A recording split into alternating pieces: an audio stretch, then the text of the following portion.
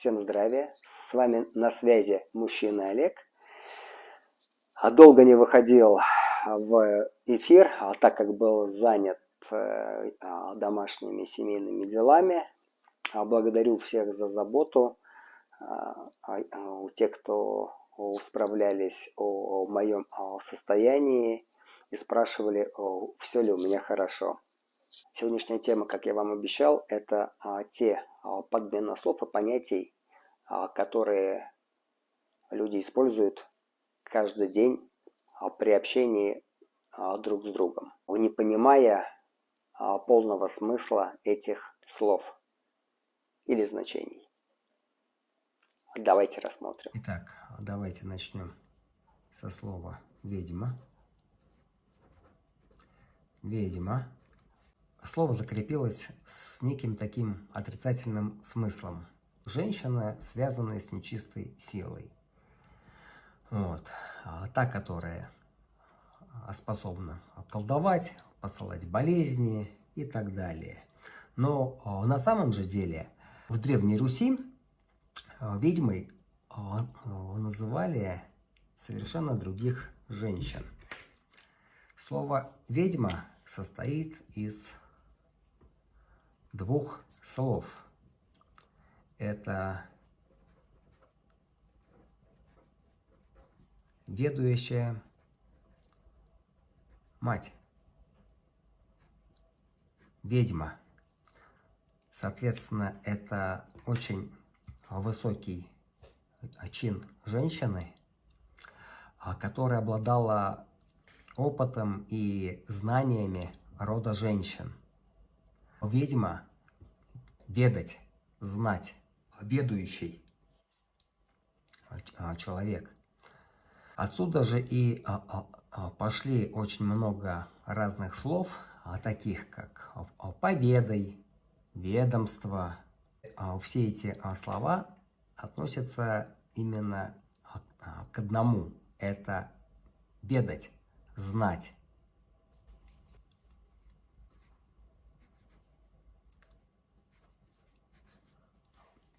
Позор.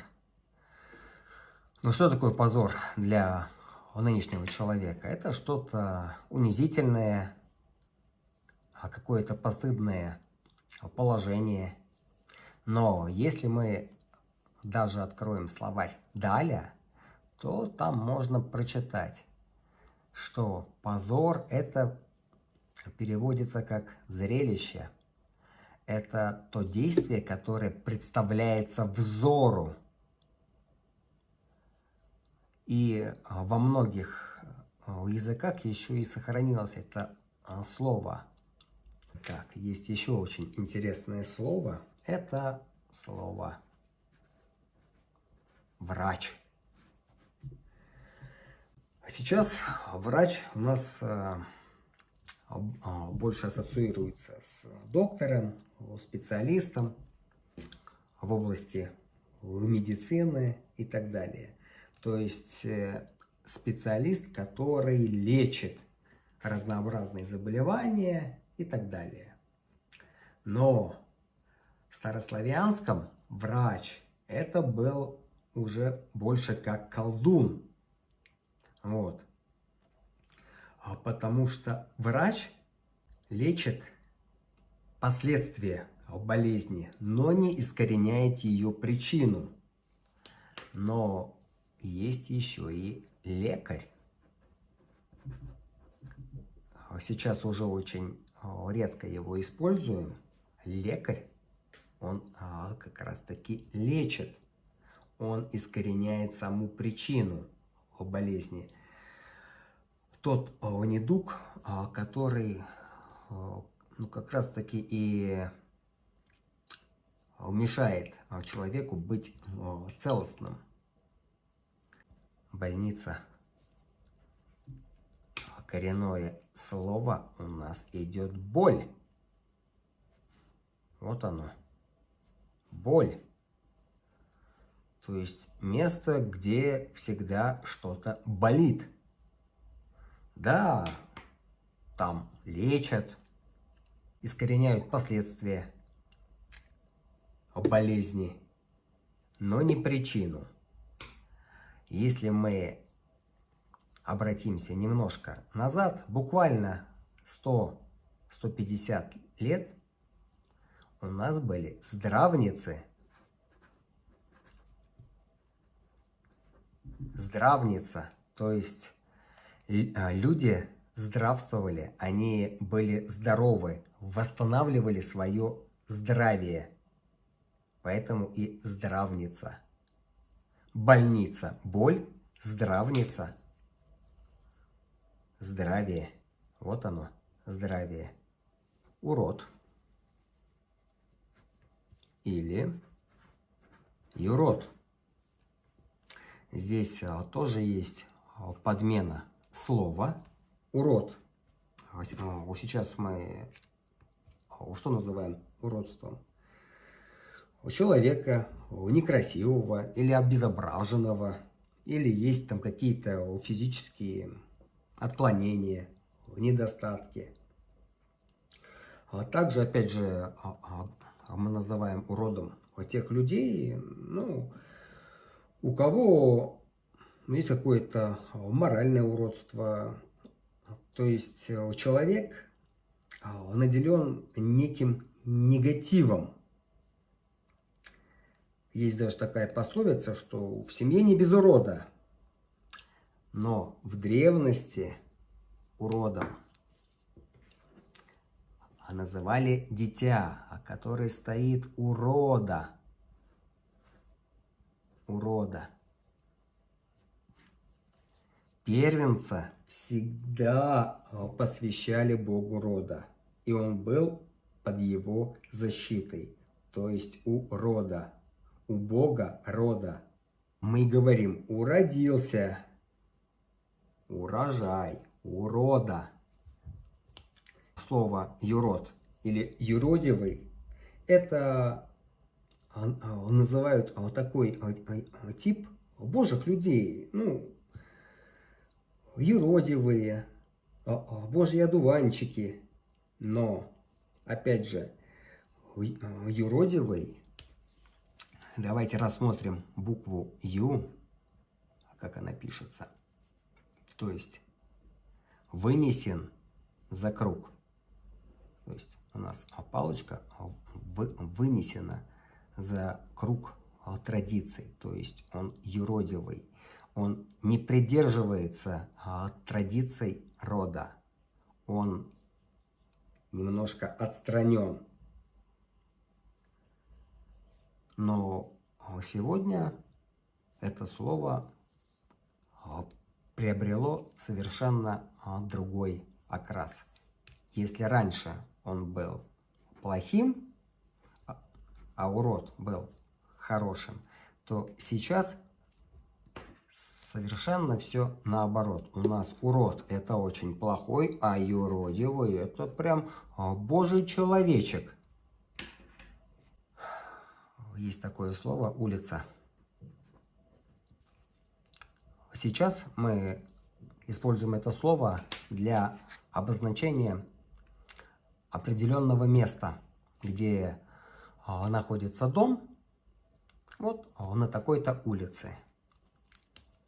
Но издавна, ведь сверху, когда отчий дом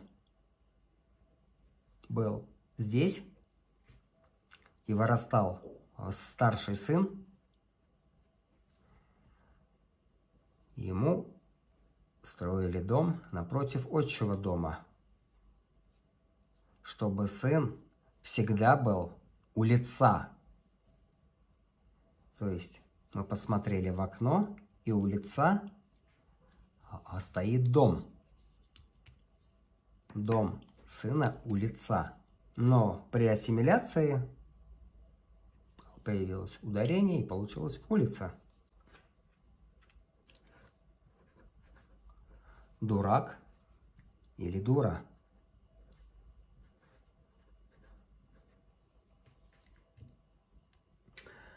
Во всех русских сказках в конечном итоге всегда победителем был Иван Дурак. Он находил выход из самых непростых ситуаций. И опять же есть поговорки: дуракам везет, Бог любит дураков и так далее. Но здесь речь не идет о глупом человеке. Ну, интуитивно мы понимаем, что дурак, возможно, человек с небольшим умственным отклонением.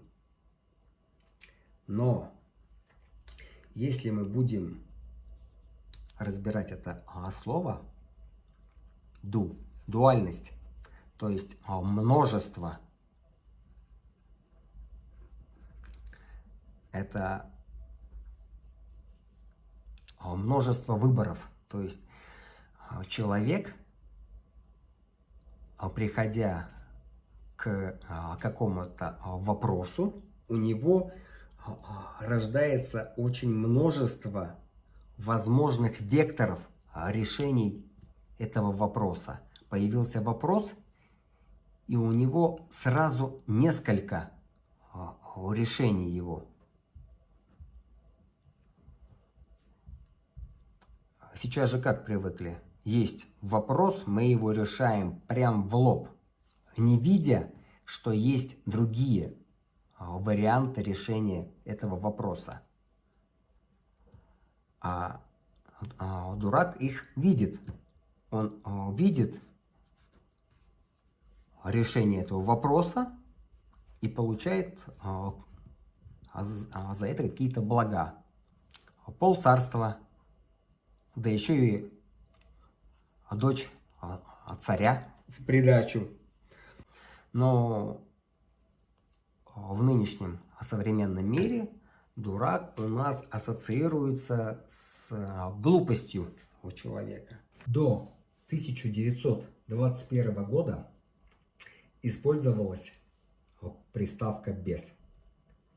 После 1921 года стала использоваться приставка «без», то есть бесовская. А такие слова, как бессердечный, бесценный, бескровный, бесплатный, бессильный, в корне меняют свои значения.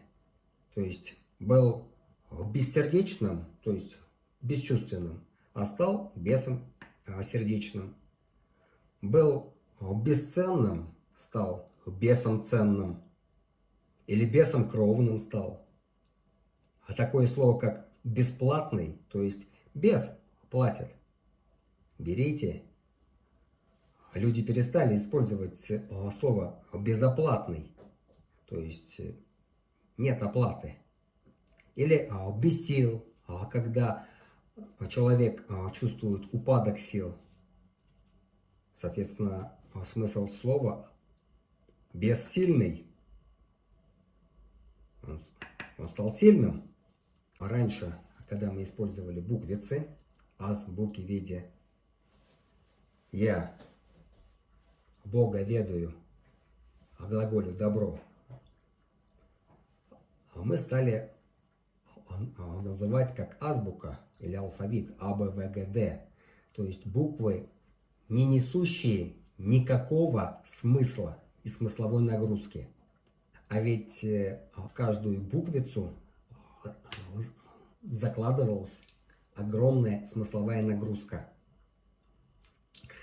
А также, как и спасибо, спаси Боже. Неужто ли человека нужно постоянно спасать, что он просто уже просит спаси Боже. Многие просто не используют слово благодарю от блага дарю тебе, во благо. Таких слов, которые несут совершенно другую смысловую ценность или нагрузку, люди используют каждый день в своей речи, становясь бесами сердечными и делая беса сильными. Сейчас Сказка — это что-то из серии небылиц, неправд и вовсе развлекательных историй для детей. Но на самом деле сказ, то есть сказание человека, который это видел, то есть очевидец, он своими очами это видел, рассказал, и это стали рассказывать. То есть получился сказ. В эту сказку зашифровали определенную информацию, которая передавалась из поколения в поколение, из уст в уста, чтобы очень правильные слова не потеряли своего значения. И только знающие люди могли расшифровать очень важную информацию, которая доносится в этом сказании. Выражение «сказки ложь, давней намек, добрым молодцам урок». Молодец приобрел некий опыт и получил для себя урок. Но изначально поговорка звучала совершенно по-другому. В сказке ложь, давней намек. Кто познает, тем урок. То есть в сказку зашифровали определенные помыслы и намеки. Некую информацию, которую до нас доносили, которую нельзя было, допустим, сказать открыто, и ее зашифровывали в народные сказки, в народные сказания. Все мы помним блюдце и яблочко, или зеркальце. Свет, мой зеркальце, скажи, да всю правду расскажи. Вам ничего не напоминает сегодняшние айфоны, айпады и так далее? То есть уже тогда имелись технологии, которые позволяли видеть других людей на расстоянии. В последние месяцы была проведена очень большая деятельность, о которых я расскажу вам в следующем видео. А на сегодня всех благ вам и здравия. Мы живем на отцовской земле, внуки сварога, славные дети, и летит на крылатом коне. Русь далекие тысячи лет.